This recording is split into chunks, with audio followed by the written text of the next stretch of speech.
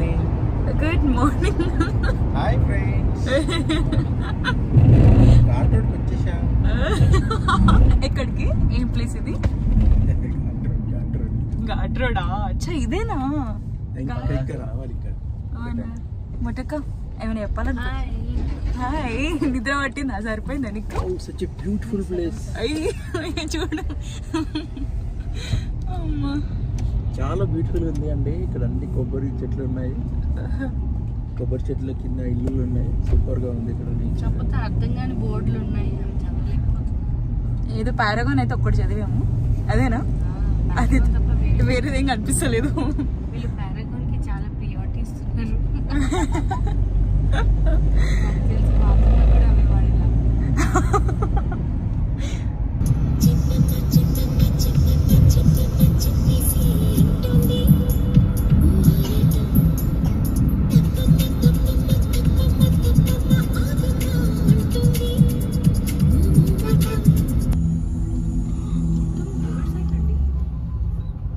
40 lakhs car. Citroen C5 Aircross. చూడ్డానికి కొంచెం ఇది ఘాట్ రోడ్ లా కనిపిస్తుంది. అమ్మో బాబోయ్ ఏంటి ఫాగ్ అసలు.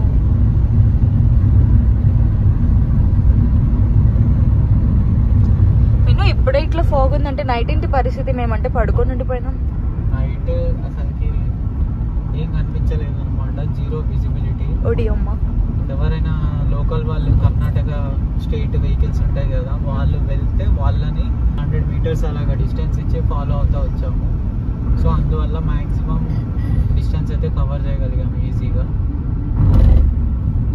లేకపోతే ఇక నైట్ ఫాగ్ చాలా ఉంది.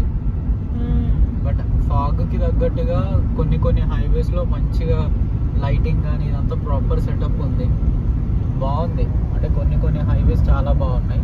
ఇది హైవే చాలా బాగుంది. ధర్మస్థల ఇప్పుడు మనం వెళ్ళేది ఎగ్జాక్ట్గా 103 kilometers ఉంటుంది అనమాట. ఆ తర్వాత మ్యాంగ్లూర్ ఉంటుంది. మ్యాంగ్లూర్ ఒక 150 చేంజ్ అలా ఉంటుంది. చాలా బాగుంటుంది రోడ్డు. అంటే ప్రాపర్ ఘాట్ అని చెప్పలేం కానీ కొంచెం ఘాట్ మీడియంగా ఉంటుంది అనమాట. ఘాట్ అంటే మొత్తం ఒకటే కొండని రౌండ్లు కొట్టుకుంటూ ఎక్కడం కాకుండా ఇది ఎలా ఉంటుంది అంటే ఇట్లా ప్లెయిన్గా ఉంటుంది. ఇలా ఇలా ఇలా ఇలా ఇలా ఇలా వెళ్ళాల్సి వస్తుంది. చాలా బాగుంటుంది. సైడ్స్ మొత్తము సీనరీస్ అయినా కానీ క్రేజీ ఉంటాయి. అంటే మొత్తం కోకోనట్ ట్రీస్ ఉంటాయి. సేమ్ మన ఆంధ్రాలో కోనసీమ ఇట్లాంటివి వెళ్తాం కదా, సేమ్ అలాగే ఉంటుంది చూడడానికి. మన కోనసీమ వెళ్ళినట్టే ఉంటుంది.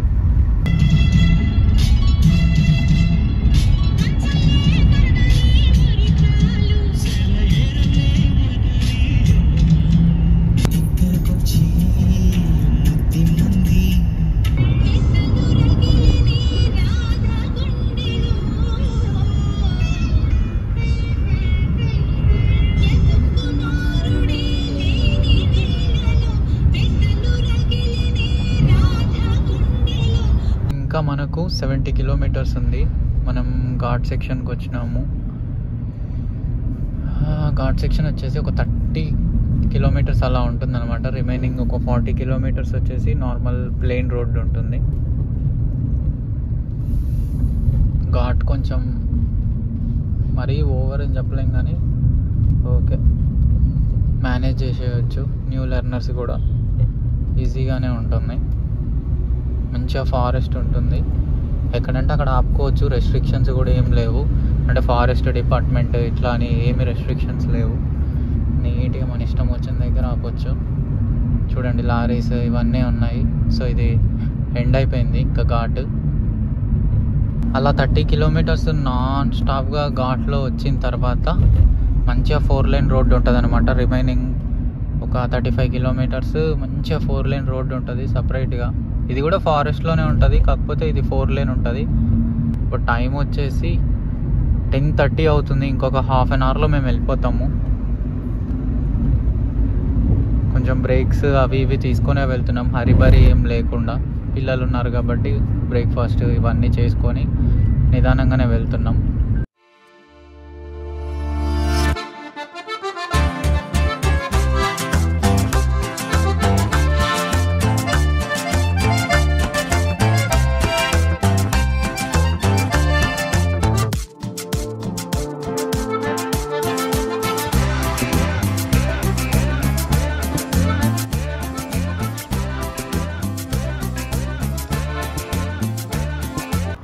ఇక్కడ ఫారెస్ట్లో ఆగినాము. ఫారెస్ట్లో ఏంటంటే ఇప్పుడు డిసెంబర్లో చూడండి ఇవి ముంజకాయలు ఉన్నాయి.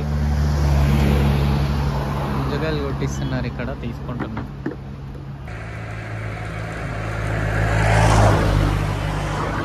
బాగుంది ఫారెస్ట్ ఇదంతా.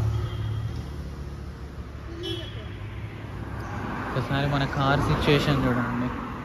మొన్ననే చేయించిన సర్వీస్ ఎంత దరిద్రంగా తయారైంది.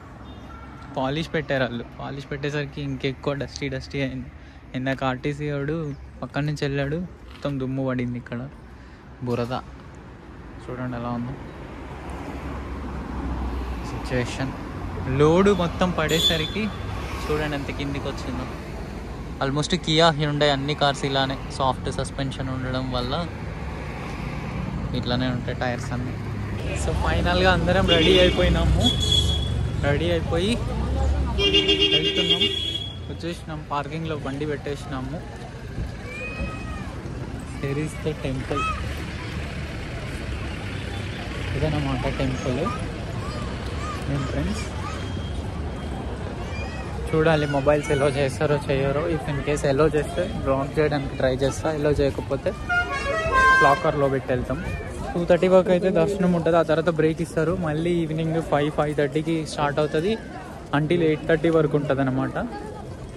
చూద్దాం మనకి దర్శనం ఎలో చేస్తారా లేదంటే ఈవినింగ్ దర్శనానికి రమ్మంటారా అనేది.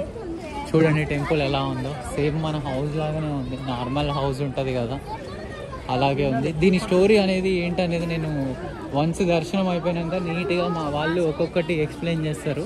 సో గైస్ ఫైనల్గా దర్శనం అయితే అయిపోయింది. 1:30కి అట్లా లోపలికి వెళ్ళినాము. ఇప్పుడు బయటకు వచ్చేసరికి 4:30 అయింది. ఇప్పుడు చూసారు కదా, అన్నదానంలో కూడా మనం పార్టిసిపేట్ చేసాము, తిన్నాము. రైస్, నార్మల్ రసము, నార్మల్ కర్రీ ఇట్లా ఉంటుంది. సేమ్ మనకు తిరుపతిలో ఉంటుంది కదా, సేమ్ అదే అనమాట ఫార్మాట్. అండ్ మేము 200 రూపీస్ దర్శనానికి వెళ్ళాము. ఒక టికెట్కి ఒక ఫ్రీ ప్రసాదం కూడా వచ్చింది. సో బాగుంది.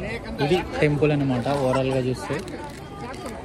ఇక్కడ మెయిన్ స్టోరీ ఏంటంటే అసలుకి మంజునాథ సినిమా చూసారు కదా, ఆ సినిమాలో ఎట్లయితే మనకు ఇద్దరు కప్పులు ఉండి వచ్చిన వాళ్ళకి అందరికీ వంట వడ్డించి ఇట్లా చేస్తూ ఉంటారు కదా, సేమ్ అయిన రియల్ టైంలో కూడా అలాగే జరిగిందనమాట. సో ఆ కప్పులో వాళ్ళ ఇల్లు అనమాట ఇది. సో వీళ్ళు ఏం చేశారంటే వీళ్ళ ఇంటికి ఒకరోజు పరమశివుడు వచ్చాడు. పరమశివుడు వచ్చేసి నాకు మీ ఇల్లు బాగా నచ్చింది, మీ ఇల్లు నాకు ఇవ్వండి అనేసి అడిగితే, సాక్షాత్తు మీరే వచ్చి అడిగినప్పుడు మీకెందుకు మా ఇల్లు ఇవ్వమనేసి వాళ్ళు వాళ్ళ ఇంటిని పరమశివునికి ప్రజెంట్ చేస్తారన్నమాట. సో ఇంకా ఇందులోనే పరమశివుడు ఉండిపోతాడు. సో అందువల్ల ఇంకా ఈ ఇల్లు ఇలాగే ఉంది. ఇది టెంపుల్. ఈవెన్ దో వాళ్ళ హౌస్ ఎలా అయితే ఉందో అదే హౌస్ లోపలనే మొత్తము ఇంకా దేవుణ్ణి ప్రతిష్ఠించడము ఇదంతా జరిగిందనమాట. ధర్మస్థలం నుంచి మళ్ళీ మనము నార్మల్ మెయిన్ రోడ్కి వచ్చాము. అంటే 20 కిలోమీటర్స్ అవుట్ సైడ్ వచ్చామన్నమాట. యాక్చువల్గా మన ప్లాన్ శృంగేరి ఉండే. శృంగేరి ఇప్పుడు మనకు టైం సరిపోవట్లేదు, 4 అవర్స్ అలా చూపిస్తుంది. 4 అవర్స్ అంటే నైట్ మిడ్నైట్ అవుతుంది. దర్శనం టైం అయిపోయిందంటే నైట్ అక్కడ ఉండడానికి స్టే ఉందో లేదో తెలియదు. కాబట్టి ఇప్పుడు మేము అందులోనే మాకు నైట్ కూడా నిద్ర లేదు. సో ఇంకా మేము కుక్కికి వెళ్ళిపోతున్నాము. కుక్కి సుబ్రహ్మణ్యేశ్వర స్వామి టెంపుల్ ఉంది కదా, అక్కడికి వెళ్ళేసి స్టే చూసుకొని ఇంకా ఈవినింగ్ డిన్నర్ చేసుకొని రెస్ట్ తీసుకుంటాము. నెక్స్ట్ డే ఎర్లీ మార్నింగ్ కుక్కి సుబ్రహ్మణ్యేశ్వర స్వామి టెంపుల్లో ఆశ్లేష బలి పూజ చేయించుకోవాలని అయితే అనుకుంటున్నాము. ఆశ్లేష బలి పూజ అండ్ దర్శనం ఇవి 2 చేయించుకోవాలి. తర్వాత ఇంకా ప్లాన్ ఏంటనేది నేను అప్డేట్ చేస్తూనే ఉంటాను. ఇప్పటి వరకు టైం అయితే 5:45 అలా అవుతుంది.